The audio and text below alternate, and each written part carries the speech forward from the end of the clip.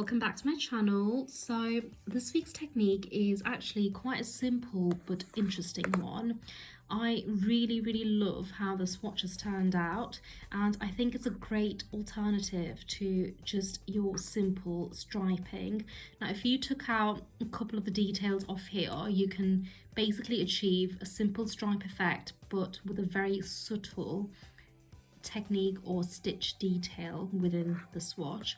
Now the techniques that we have used are elongated stitch, which is that one here. We've played around with the placement to create the sort of wavy line effect on there, and then we've also used tuck stitch. So these little stitches here, as you can see, it's basically created by tucking or hold position. I really personally love these little stitches here. I think it's that subtle detail that it adds onto there. Now if you play around with the yarns, I think it can look quite different, and again you can play around with the placement and also swap that tuck stitch for another stitch if you must. So again, as with anything, you can create a completely different outcome by changing a few things around within the swatch. So the yarns that we have used are mercerized tape, cotton mercerized 4-ply, shiny viscose, which is here, and that's it. But we've just played around with the colors again. I actually really like the back of the swatch as well, which adds quite a lot of texture, I would say. It's really interesting. I love how the stitches look quite like trapped within the other stitch. So definitely an interesting technique, and you can again play around loads with it. So let's get started. Okay, so I've gone ahead and costed on 35 needles.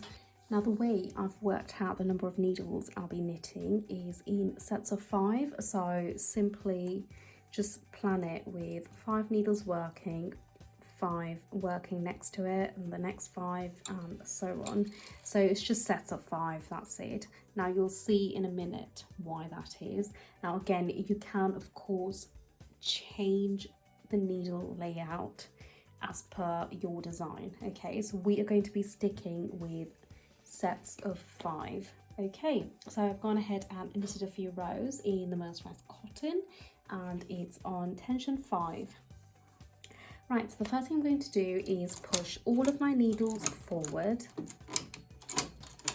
Make sure all of my latches are open and push these slightly over to the back. We are going to be working with elongated stitch. Now, if you have been following me for a while, you would know how to do the stitch already, but if you don't, go ahead and look at I think it was my very first video that I did, and learn it off there, or you can simply watch this and try and get it off here. It's really simple.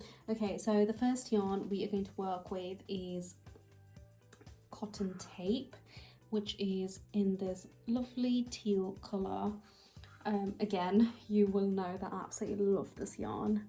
Okay, so I'm going to go ahead and lay this all over my needles and knit them individually. Okay, so what we're going to do is, like I said, work in sets of 5. So the first 5 needles we will knit at a normal stitch length. Okay, so it's really normal, it's not your elongated stitch. And then the next one is a longer one, so that's your elongated stitch.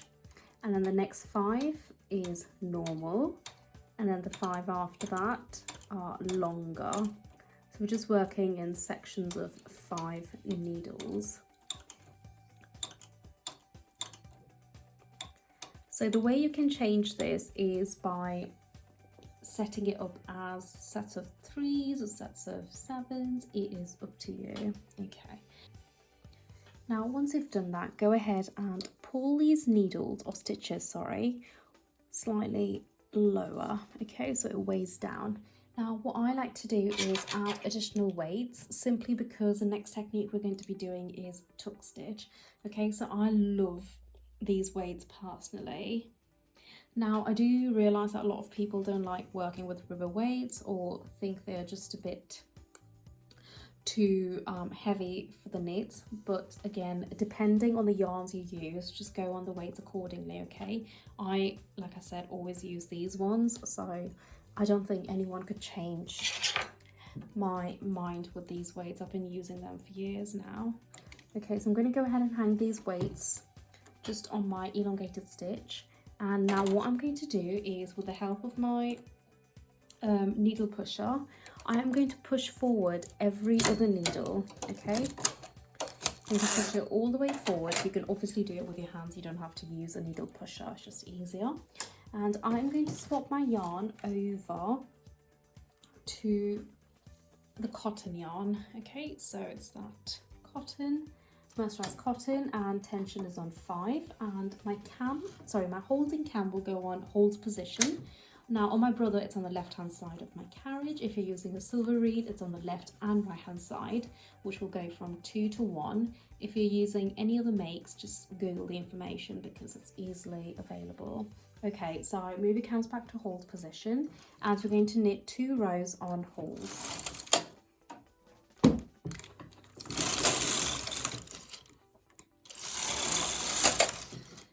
Now, if you find that it drops any stitches, it's probably because you don't have enough weights. Okay, so just make sure you add as many as you can.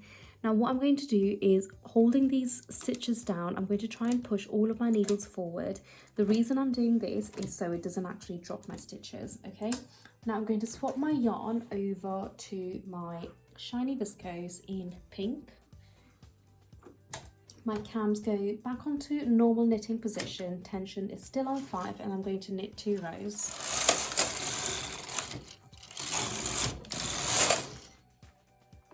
Okay, so that's the first bit of the pattern.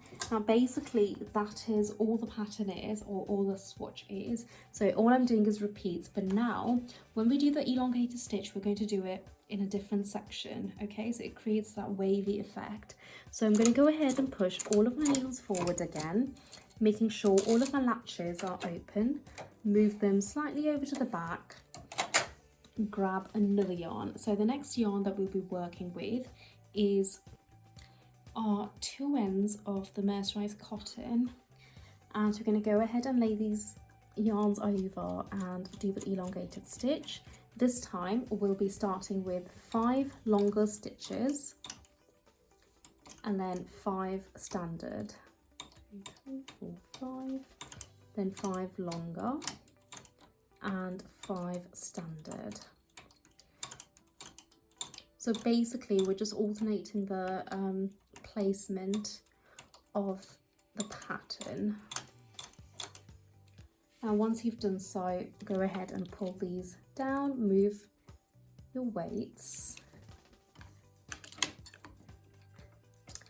and now go ahead and push every other needle forward. So I forgot to mention, the needles that I'm pushing forward are starting from the second needle. Okay, so it's the second needle from the left hand side of my knit that I push forward, and then every other from there on. Again, you can change the layout, so it does not have to be the same. Right, okay, so I've gone ahead and done so. Go and push your holding cams on hold position.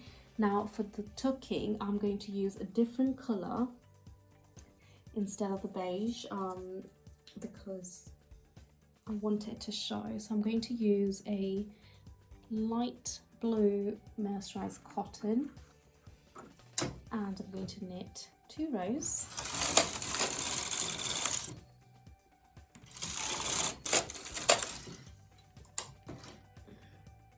Go ahead and push all of the needles forward, so just do so carefully so the stitches don't fall off. Okay, just hold the stitches down and push the needles forward. I'm going to grab my pink viscose again, and I'm going to move my cams back to normal knit and knit 2 rows. Now you can see the placement of the pattern. Okay, so push your needles back out, and now I'll be using a different colour of my tape yarn. So I'll be using, so it's like an icy white, or like a silver colour. It's not silver, sorry, like grey, light grey, I would say. Okay, so I'm going to go ahead and do my elongated stitch, starting off with 5 standard, 2, 3, 4, 5, and then 5 longer.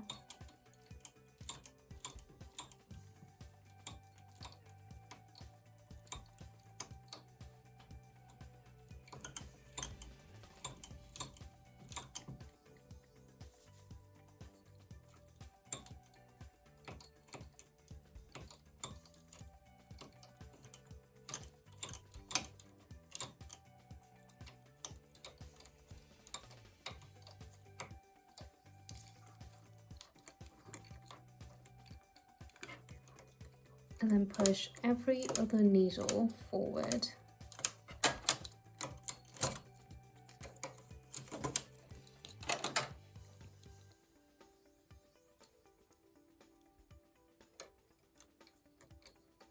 Now I'm going to change my yarn back to the mercerized cotton in the beige colour and push my cams onto hold position, knit 2 rows. And now move all of my needles all the way forward.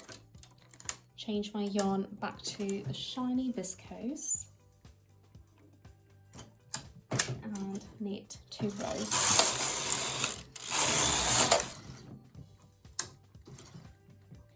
Now that is basically the whole swatch, and obviously the key point here is changing the yarns and changing the placement of the stitch.